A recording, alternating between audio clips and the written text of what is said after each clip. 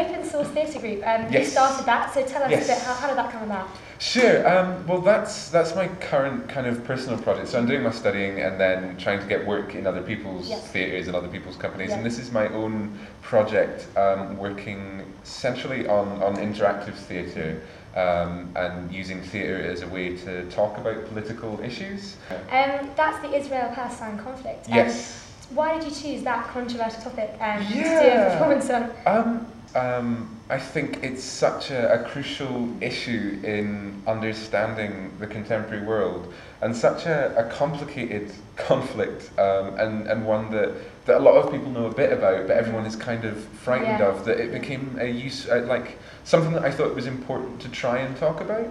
And it's an issue that I kind of care quite a lot about. Yeah. I mean, I read that you're going to be using discussion and improvisation and short plays within it. Yes. How do you feel that will give a kind of overall experience for the audience? Yeah, well, we've worked quite hard. It was about a 3-4 week devising process, just coming up with ideas and then putting them together. And we've worked quite hard to make it so there's a lot of things happening, but that it also forms a cohesive whole. So there are narrative threads running within it.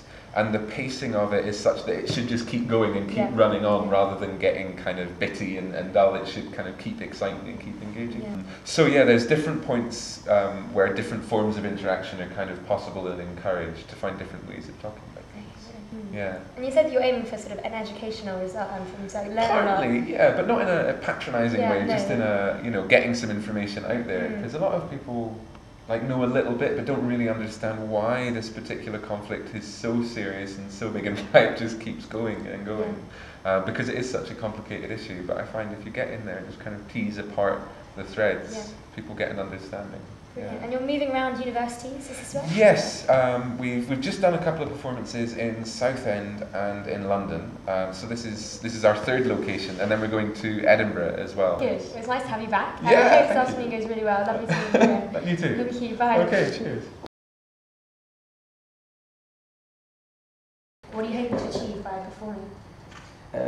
Awareness, I think, was something we drew to, because obviously it's quite difficult to take sides in this conflict, especially from a Western point of view. So I think we just wanted to give all the information and see what people thought, and maybe they took notice. Yeah, what we've tried to do is present each side, and you can't really see which side we're presenting, so it's like it could be from either side, and that's definitely worked so far. And having the audience interaction as well, we get a lot of opinions and things flying around the room, and at the end we get a lot of good debates going on. And what sort of roles do you have? And obviously I know there's a lot of improvisation and short plays. What kind of roles do you have? Do you have lots of roles? I'm playing a child at one point, a sort of 8-year-old mischievous child, quite good at it. I play a woman at one point. Okay, great. So it's always fun. Comes quite naturally. Yeah, quite naturally done, So how many more venues have you got to go to other universities? How many of those have you go to? Just Edinburgh. Edinburgh after this. Really nice. And have you been to St Andrews before? No. Okay, do you like it? It's a nice, quaint town. It's a bit wet yesterday. I hope you weren't here. Were you here? Yeah, the rain, not very nice. Oh, well, I hope it goes really well this afternoon. It's been nice to meet you, and thank you for coming all the way up here.